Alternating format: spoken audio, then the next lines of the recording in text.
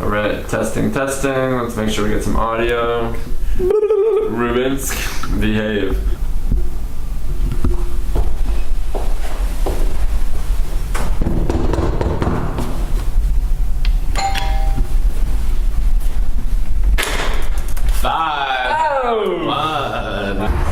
So I'm dubious about this whole I'm dubious about the whole not enough funds thing. Like a park like that would pay itself back with real estate taxes, no? Yeah. Like it's more allocation than it is lack. No, but we should be allocating based on the return on investment. Right. And there's certain things, even they're the right things to do that also pay themselves back. Certain public health measures, it's better if we have flu shots. I think flu shots are easy money for a city because it's so much cheaper to give everyone a free flu shot than to treat them for the flu. Sure. So I think parks are similar. They'll pay themselves back. Real estate taxes are beautiful. Green space is very important. Yeah, and then there's the unmeasured things like public health. Right. It seems like easy money to me. So. It is, especially in a city where it's just so much concrete, so many cars. You need those trees. Yeah, kind of mix it up a little bit. No, I'm super grateful to have Riverside so close growing up, and Central and Morningside. We are really surrounded by epicenter Columbia is right here. We got plenty of space to roam around. Take the non-existent dog for a walk. Out on the dog. Although my parents might be getting a dog as soon as I leave the nest. When you bow out? Potentially Australian Labradoodle. Australian Labradoodle? I would like them to get that dog because a buddy of mine has that dog, and it is fabulous and doesn't shed. Really? Yeah. Hypoallergenic? Just 110 and Broadway. George Carlin wrote in his autobiography, he remembers drinking a six-pack and smoking joints at the intersection right here, 110, he said, in his autobiography. It's kind of a raunchy intersection, no? Yeah, well, it's even raunchier in 1970. You have to say, also make this light. Not wrong. That's definitely the top priority. I give you a little switcheroo if you want some FaceTime, yeah. Oh, I'll take a little FaceTime. Nice to see you. Getting up close and personal. As we should. College residents. A lot of Columbia students live here. As they should. Barnard as well. Confirmed. I've always wondered what it's like inside. I think it's just one big frat house, or... Yeah, I wonder if it's nice. It's probably nice. Probably decent. It's an old building, regardless of who's living there. It's definitely made pretty well. But I wonder if it's sweet apartments or they're falling apart. Falling apart. They just don't care because it's college kids. Might be. I could see that happening. Oh, it's a lovely day. It's our first winter episode. Yeah, winter edition. I was thinking there was going to be some snow when we talked about it over the summer doing a winter edition, but hopefully it will snow soon. It snowed this morning. What? It snowed this morning? Yeah. I don't see much evidence of that. Yeah, well, now, it was probably freezing. Yeah, just 2. Yeah, just off the top. It's not cold enough. Damn, it was snowing this morning. Yeah. I woke up at 9, but then I fell back asleep until 11. So I guess I really woke up at 11. Yeah.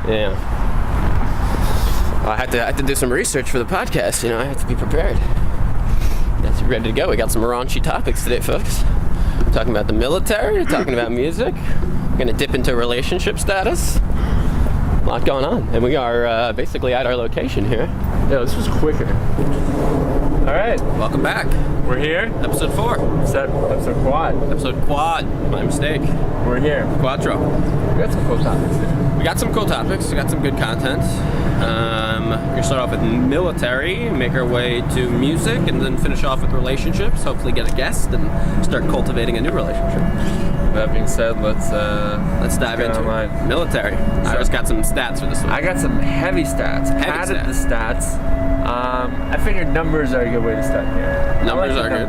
Numbers are good. Let's follow the money. Concrete. So, U.S. military budget just raised to $716 billion a year, with the goal of raising it to $733 billion. This is a staged increase of the budget.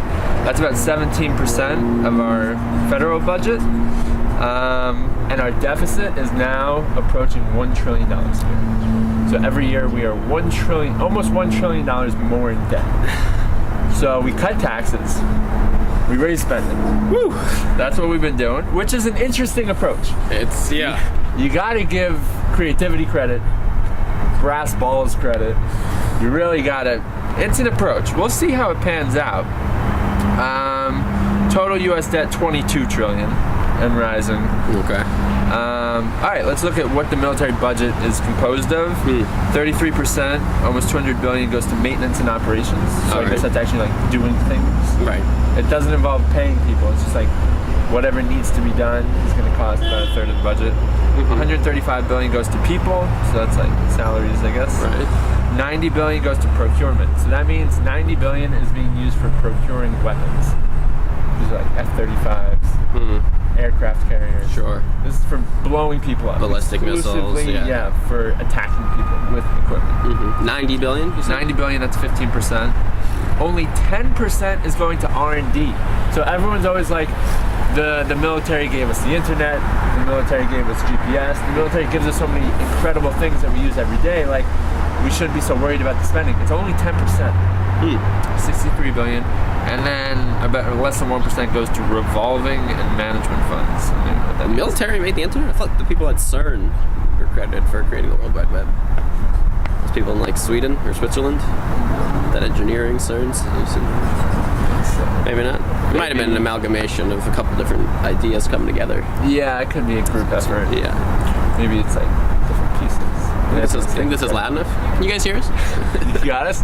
You got us? I guess we'll see it in post, but okay, keep trucking. And then the only other thing I was looking at is the top 100 arms manufacturers make over 400 billion a year in profits, and then the top 10 make over 200 billion a year in profits. So we're spending all this money for arms for the purposes of attacking people and asserting our global dominance.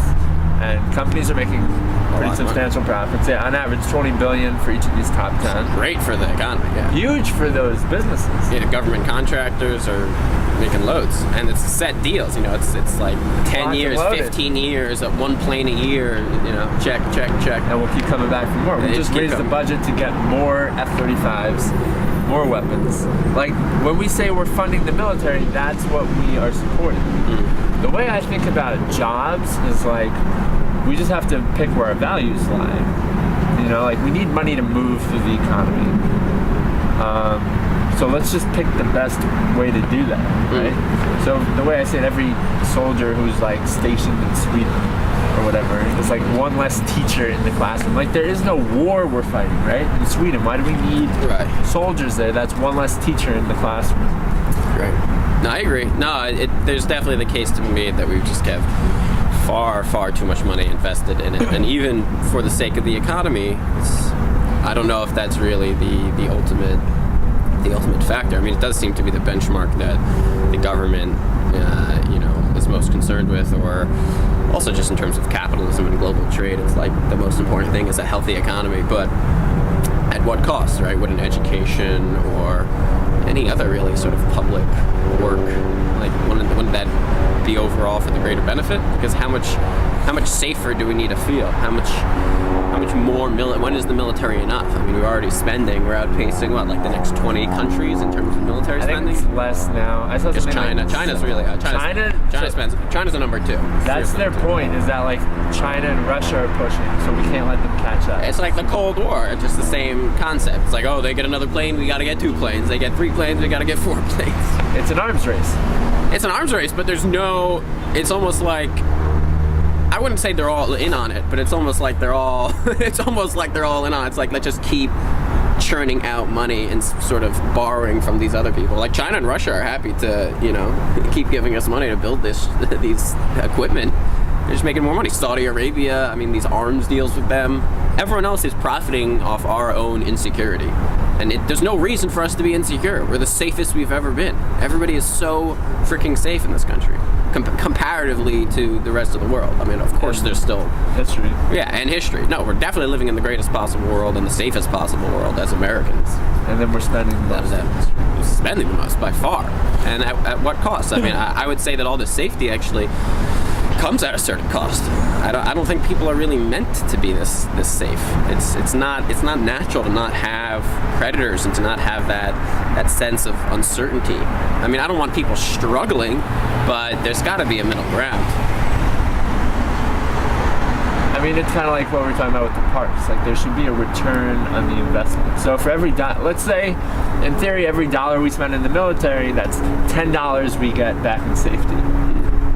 Maybe that's true, but I kind of doubt it. I think, like, at a certain point, you're just spending money, right, and your ROI is less than 1. You're just plundering money.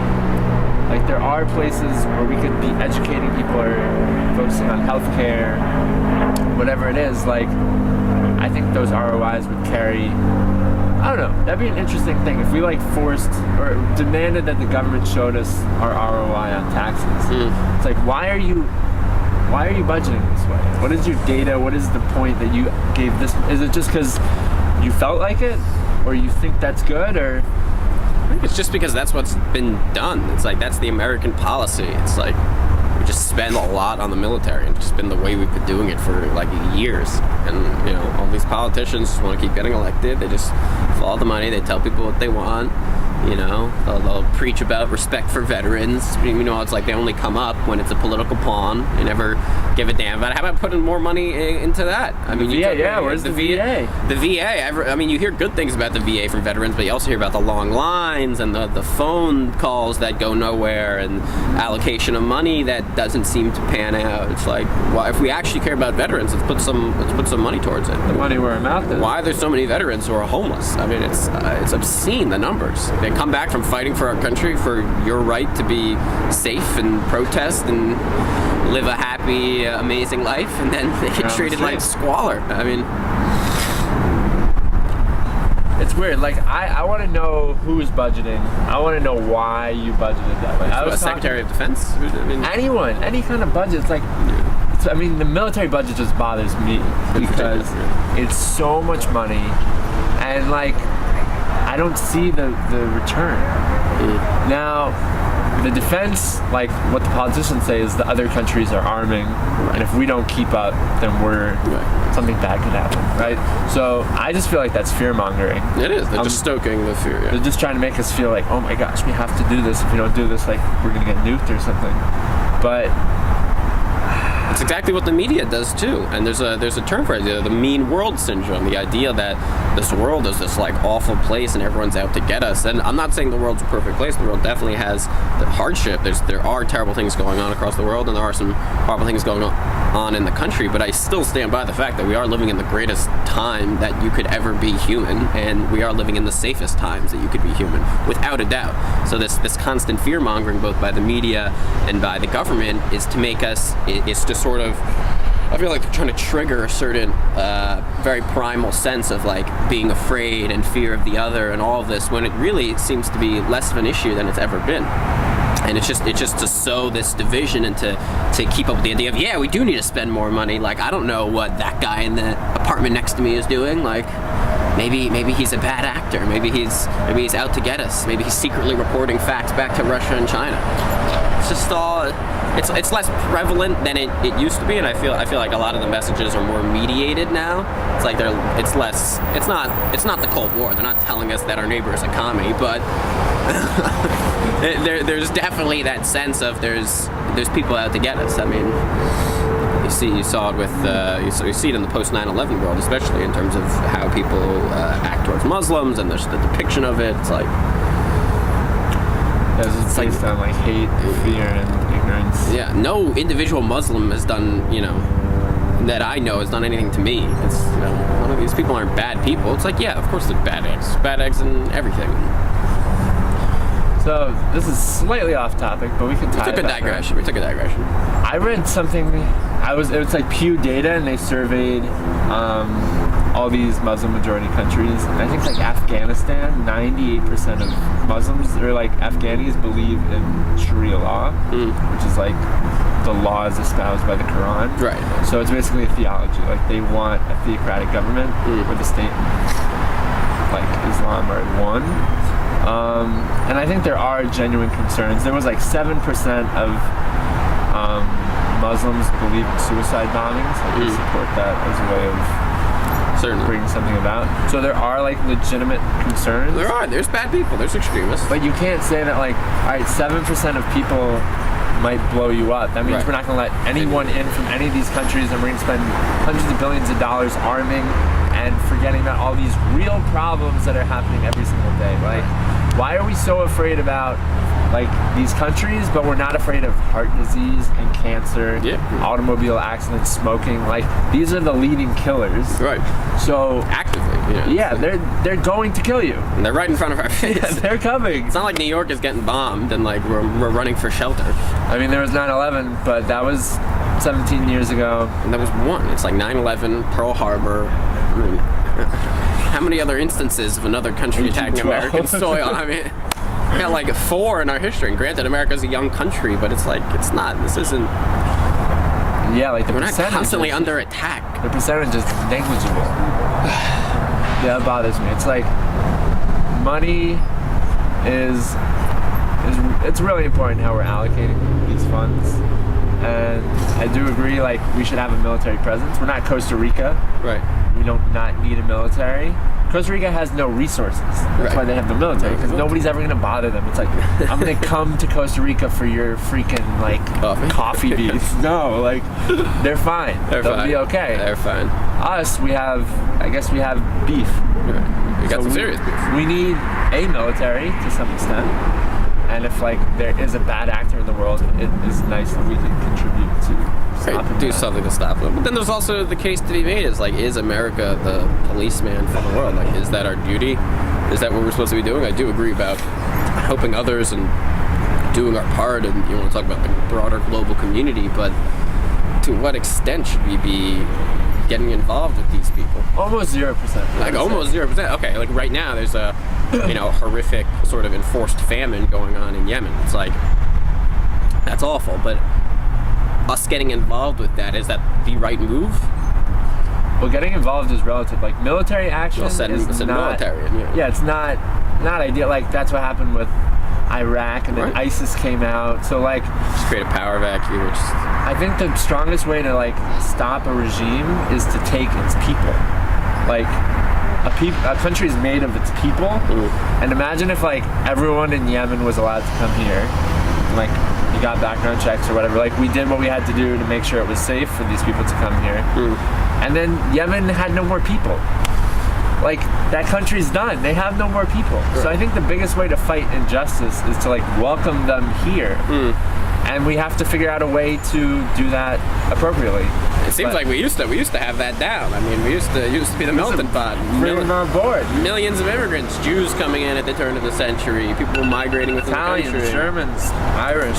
Moving on to the next topic. Let's top off. Okay. Closing remark. Closing remark. Yeah, I think the military is important in general, but the spending is so out of control. Like, you can't cut taxes and then raise military spending and then use it to buy weapons to scare off China and Russia. Like, it's gone way too far. There are too many important things we should be spending money on. And if we really do want to stop like these bad actors in the world, I think we should consider our immigration policies before we start arming. Agreed. And I think there's also, to use a military term, there's a lot of collateral damage. There's a lot of things that happen by us spending so much money on the military.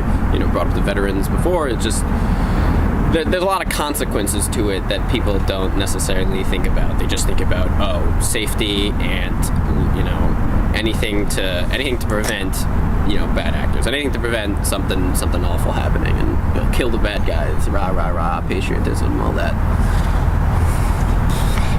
Yeah, they're like the direct causes. Right. Of like, a lot of indirect that doesn't get thought about, because money is the first thing on the table, which is also the reason that those other issues that you talk about, smoking, heart disease, all these other things that are actively killing people. It's like, there's a lot of money in the tobacco industry. There's a lot of money in processed foods. There's pharmaceutical, all this. I mean, there's a reason Florida, this is really a digression, but there's a reason Florida is so anti-medical marijuana. It's because they have a massive pain pill market that they're trying to protect. And if they lose that pain pill market, their economy is going to take a significant hit.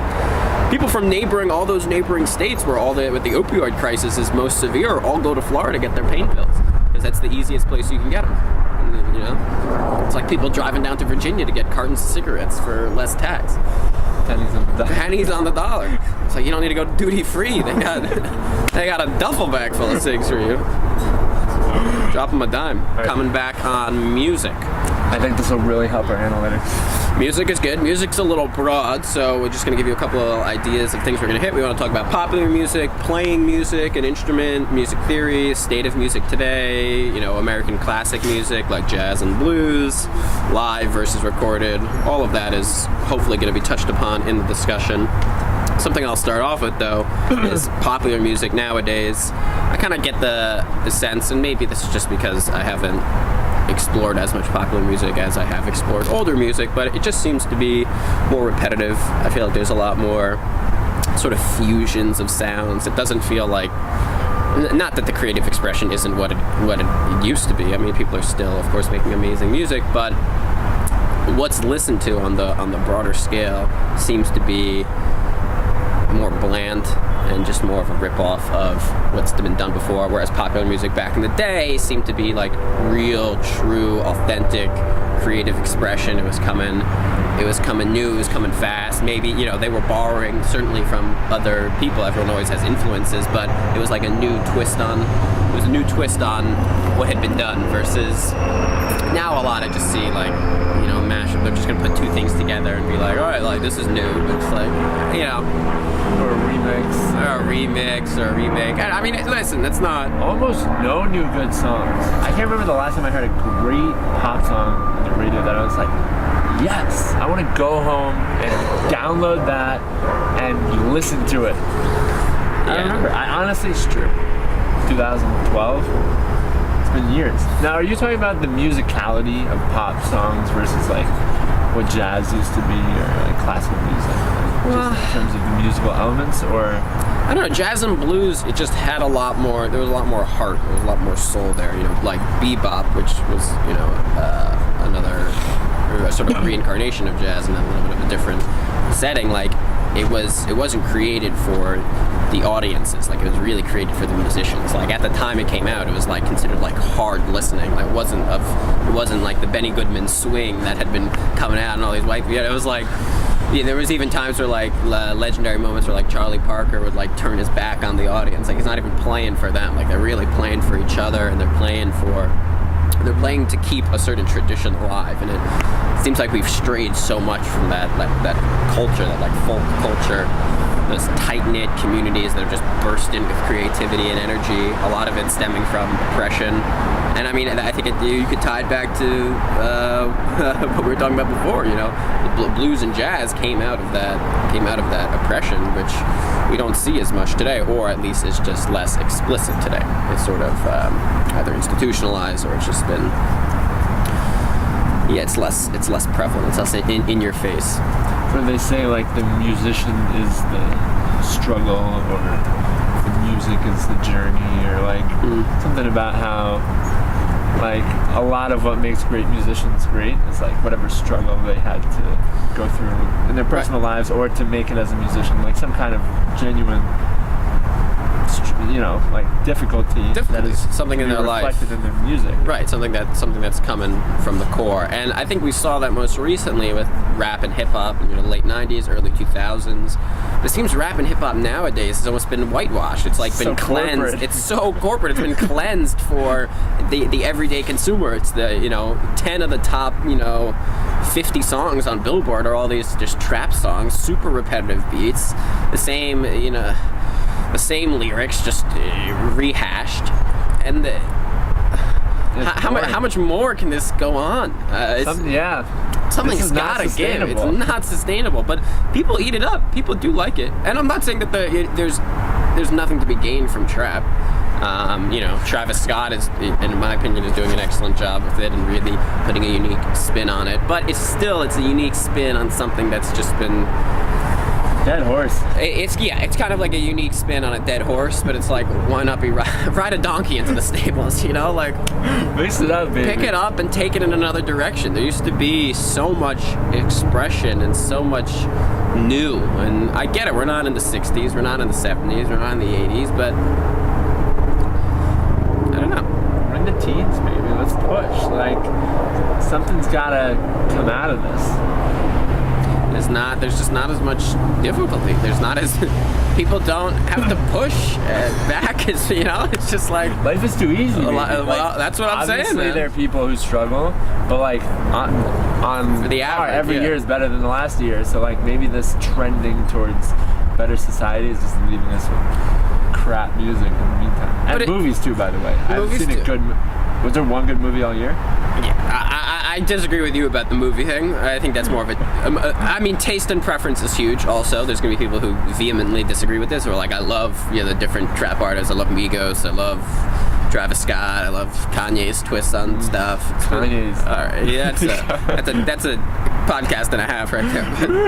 But it's interesting because yes, we are living in a very safe and wonderful time, but the social climate is very divisive right now, and the music doesn't seem to be reflecting that as much as it used to. It's like when times were tough, like protest music, Phil Oakes, Woody Guthrie, Kumbaya, but it's just like people were really writing stuff that had some resonance with the social climate. And nowadays, Donald Trump, it's like, what's the best song that's like real, like, Eminem had a cipher against him and got some burns in, or YG made like the song like "Fuck Donald Trump," but it's just like these are like very like light pot shots at a guy who if people have this much issue with him, like, why can't we write like it doesn't have to be a diss track, but something with a little heft.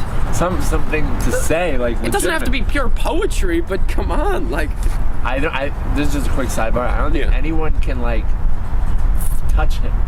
Like, everyone's tried, and anyone who tries to like bring him down a peg, I don't know what it is about him. Like, he's done the most awful things ever, and it doesn't matter. They'll just hit him back on Twitter with a he just gets him back. Yeah, he's like the schoolyard bully that just can't be touched.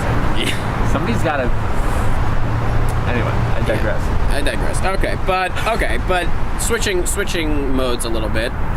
It seems like there has been a little bit of a return, because it's not that trap is the only thing that's popular today. There is the return of sort of classic rock a little bit with Greta Van Fleet. They had bands like that. Live. Right, you saw them live. You thought they were wonderful. Damn. Wait, I just want to do a quick sidebar here. Take it away. I saw them live, and I like turned into a rock worshiper when I was out there. Like, I don't even know about rockers. Like, yeah, dude, I was just sending it with the crowd. I got in the mosh pit. Ooh. Like, yeah, I sent it, right? Like, that was a great concert. And then I listened to their recordings, and like, I recognized the songs, but it's just nowhere even close, that experience of like live, seeing a performer live, which is in part, it's weird to me, because like, you're not actually hearing their voice, you're hearing them through all the sound systems. Right. So it's like the same recording equipment live as when I hear it on like my headphones or whatever. Right. But the experience is so, I don't know if it's just seeing them or the people, or I don't know what makes it so much better. But now I just want to see all these bands I've always liked, see them live, because I think it's going to be way better. And they also just solo for like 15 minutes, which is something you never see on a recording. Like, they just maybe take 2 bars. That's that. Bring it back to the verse. Yeah, but no, live music is amazing. I think part of the reason it feels different than studio is that you're watching it happen while it's going on. You can't just pause and go to the bathroom. The suspension, it's like talking about movies, suspension of disbelief. It's like if you're really engaged and you're like actually looking, you're not on your phone, you're like taking it all in, like it's it's a communal experience, it's an individual experience, everyone's together in the moment. It's just a whole nother kind of thing than, casually sitting in your bed with some headphones on, So is it like the human experience of being with these people in the space, seeing something that will never happen in this combination ever again? Like, they'll have that performance again, but it won't be with these people in this way, with this energy. Yeah, everything will have sort of every song performed live is different every time. It's similar in a certain sense, but it's not identical like it is on the studio version. And I think that adds to it. It's also just being there. It's like different. Why is it different watching a movie in the theater than it is watching it at home? It's just, these different venues we can become more of a part of what's going on. Whereas I think the suspension of disbelief thing, that's really it. It's like, when we're on our own and we're just listening to something that's already previously been recorded, it's harder to get in it. There's so many distractions. There's so many other things pulling you away. Whereas live, it's right in front of you. It's substantially louder. Incontrovertible. Yeah. It's there. It's there. And you can be a part of something that is just so grand. I think that's interesting. It's like an experience rather than a supplement. Like, how often do you just plug your phones in and then like, oh yeah, I listened to music today, but were you actually listening to music, or you were like on your bike thinking about something else, listening to music and paying attention to the traffic? Throwing it on in the background. That's not really listening to music. No, it's not. No, it's not. I mean, anything. It's full engagement with something would be far different than, haphazard. But I just want to touch back on Greta Van Fleet again and talking about popular music. I love that they've brought back classic rock, but what I don't love, and I don't know if this is a product of the 21st century, but they're such a rip-off of Led Zeppelin that it's not even a rip-off. It's like, yes, they say imitation is like the greatest form of flattery, but this is like way, way, way too far, because they're like a Led Zeppelin cover band without the covers. They're just that was something Anthony Fantano said, who's a great music reviewer on YouTube. It's like, do your own thing. You can say that Led Zeppelin's like your biggest influence and you guys love them, but all the songs that they're making just sound like bad Led Zeppelin B-sides. It's like, why not create your own music and let Led Zeppelin influence you than just try to replicate Led Zeppelin's sound? And I love that young people are into Led Zeppelin's sound and they're into classic rock and it's making a comeback and it's breaking waves, but I just can't get into them because it just seems so cheap. It seems like they spent all this energy, and they're very, they're technically proficient musicians, but they spent all this energy trying to just verbatim replicate a band from, the 70s who they themselves stole, tons of licks from blues musicians and lyrics, and it's just like, why continue down that path? Like, if you really want to copy Led Zeppelin, steal some other artists who are doing cool stuff and put your own twist on it, or hopefully make original music with a Led Zeppelin influence. All right, so coming hot. I'm coming in real hot because I saw them, right? And they like, I don't really know that much about Led Zeppelin. I know their sound is very similar, and I'm sure their like performance style is very similar. But is this like a trend you've noticed throughout music, or is this particular to these guys? Because the point I would make about these guys is they are babies. Right, they're like right out of the womb, basically. They're 18? They're like 19 or 20. The youngest kid is like 17 or 18.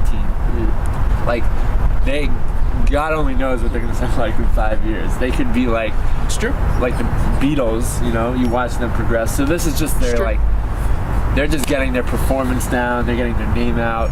Now the old world is their oyster. They can do whatever they want. So if they choose to just copy Led Zeppelin for the rest of their careers, like, I can understand. I mean, they're making money on it, but they're making bank. They're making bank. I just don't.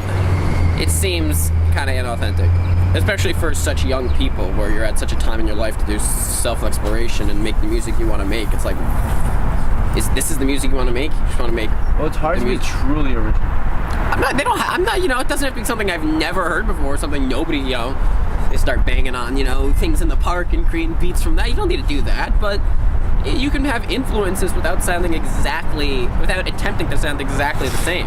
And yeah, they're young and they are cool, and maybe they'll progress and maybe do different stuff, but it seems like a cheap entry into musical success. And I don't know, it just... Well, like the guy who was giving out CDs on the street saying they were free and then asking for donations, you gotta do what you gotta do.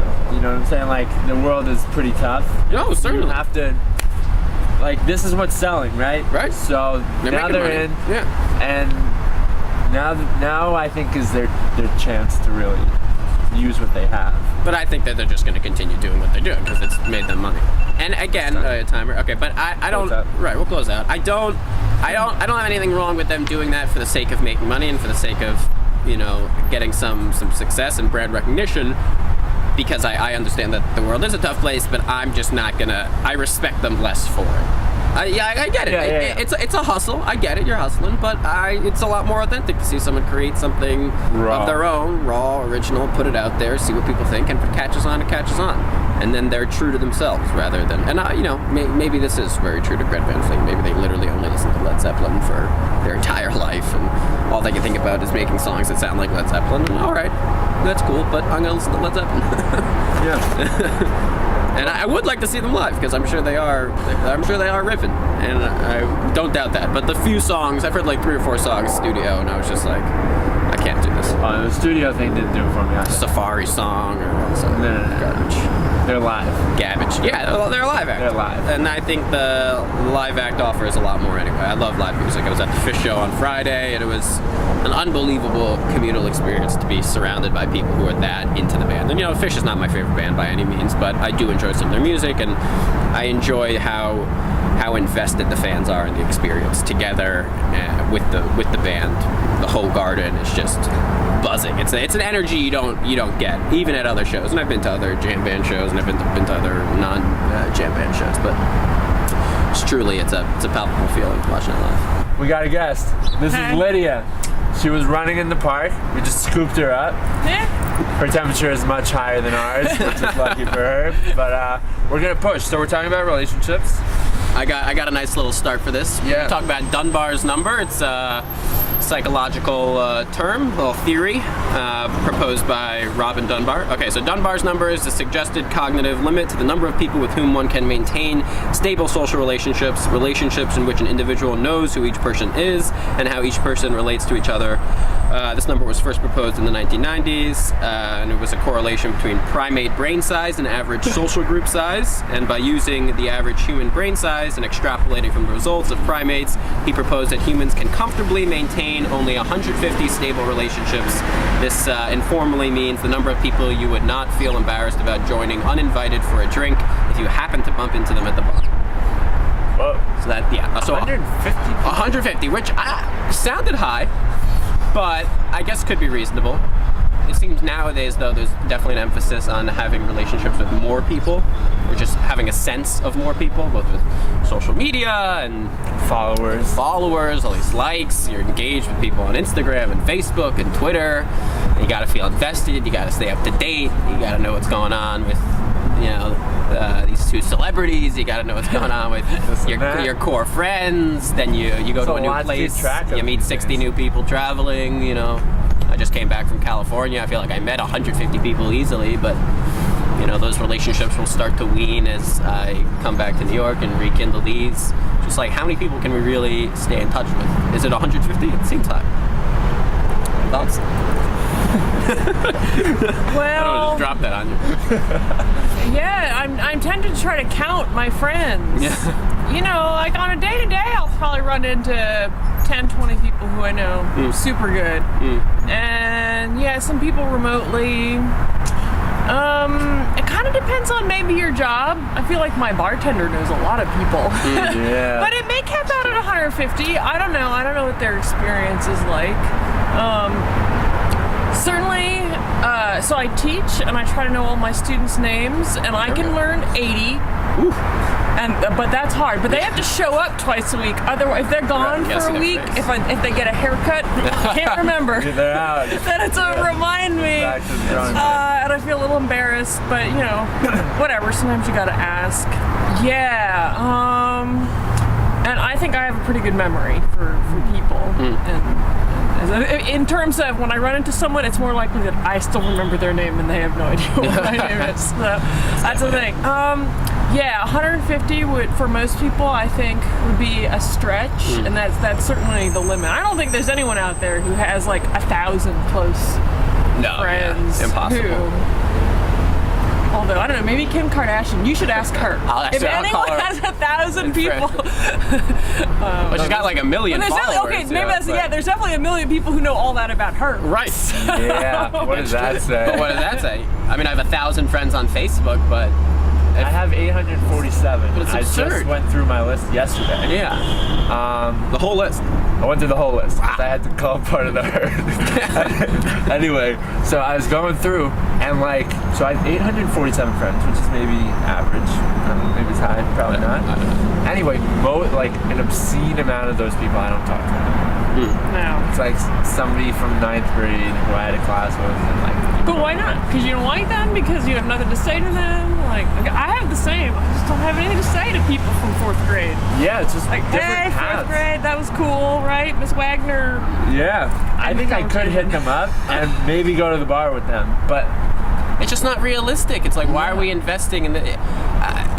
life is supposed to be present. It's supposed to be about, the conversations and the relationships that you're having in the moment, so much more than it is about maintaining, and trying to keep these threads for people where there wasn't much of a knot to begin with, to keep the thread analogy going. But it just seems unrealistic, and I feel like more and more it's taking away from the actual in-person relationships. It feels like people can't communicate as much face-to-face because there's all this pressure to keep everything else going too. You're digging into the social media relationship. Yeah, I'm definitely dipping into that because that's something I'll commonly rail against, but not the first time on the podcast I've spoken out against social media. And I am active on Facebook too, so it's a bit hypocritical, but I don't know. I think you can find the balance, but it does seem like more and more, especially when people get together, there's so much emphasis on catching everybody up on all these other relationships that are going on. It's like, oh, look at my phone, look what's going on with Kim Kardashian. I mean, my friends don't bring that up that much, but look what's going on in the sports world, this Paul coach Flart. Relationship. Paul Blart, you said? The mall cop? That's one person I have not cared about in a long time. Yeah, I'm very invested on Paul Blart. I mean, is the mall clean? It's cleaning up crime. He needs a new segue. Definitely. Get around town. Interesting. Wait, all right, so I want to talk about Japan. Yeah, There's something called blue zones. You know about blue zones? No. They're like pockets of the world where I think they live, to be a blue zone, maybe the average age is over 90, and then there's like super blue zones, which is like average. I think blue zone is like over 90. Your average person lives to over 90, and they have tons of people living to over 100, 110, whatever it is. Like, and they have certain similar characteristics, plant-based diet is one. But we're not going to talk about that. We're going to talk about the relationships part. They all super value relationships. And in Japan, the blue zone, they have like these cliques. Okay. We got cut off. We missed some quality content with Lydia. The camera died, as happens here. Yeah, it wouldn't be 501 without a small technical difficulty. Always something going on. But we're going to wrap up real quick. So I was jumping into talking about Japan and how there are different blue zones around the world where like people live uncharacteristically long, and then we talked about like the value of relationships, and I was on this crusade to show that like relationships are what happiness is, and you can't have happiness without great relationships. And she was like, yeah, but relationships can also be really, really bad, and you can't really be miserable without toxic relationships. So I thought that was a really good point, that like just because you have relationships or you have people in your life, like you do need to be conscious of good people versus the bad people, and try to like make that balance as good as possible. So I thought that was a good point. Yeah, keep it healthy. She talked about the pop-in, how she lived in the Midwest. They used to do that as a family, just drive over to someone's house unannounced, or maybe give them a call before, but whatever, just like pop in and visit them. And how nowadays I think we see that more of an annoyance than we would as a positive. There's no Kramer popping into your apartment, raiding through the fridge, and in some ways obviously that's good, because that would definitely be annoying, and that only happens on TV. But no, it just goes to show that actually spending time with somebody and seeing them face to face, it means a lot more than a post on Facebook or something like that. We're not meant to have thousands of friends. You can't possibly keep in touch with that many people. Really, just having a core group doesn't have to be exactly how they do in Japan, but something along those lines. You'll get a lot more value from it. You'll avoid the toxicity because you can actually invest in someone who's good natured and you enjoy being around. Yeah, and then. Talked about, she mentioned sort of the stories and the relationships that we look to and that are projected by the media a bit. She divided it by gender. Also mentioned that it doesn't have to be that way, but it was just her example of, a lot of women are maybe invested in Meghan Markle's relationship with the royal family, and a lot of men are invested in LeBron's relationship with the Lakers or the Cavs and the fan base and sports and things like that. So it's just like we get a lot of joy out of that, both in a communal sense and an individual sense. And not everybody, of course, falls into those two camps or likes those two things. And there's all sorts of data stratification. But regardless, they are positives for us, and those are different relationships we maintain. People find idols and try to find inspiration or comfort or happiness from following their story or seeing how that might apply in their own life. So Yeah. all great ideas. She's really cool. Great guest. Yeah, Great definitely guest. take her class, Columbia University. Boom. Look out for her, Lydia. Professor Lydia. That's Lydia. Yeah, I think that's all we got for now. We got new stuff coming out soon. A lot of fresh content. Feature films. Hot Seat, Hot Seat. all new, and Episode V, maybe next week. then soft next week. Soft next week. Soft next week. But we'll get that out. We'll get this one out first. Cool. All right. See you on the flip Catch you side. next time.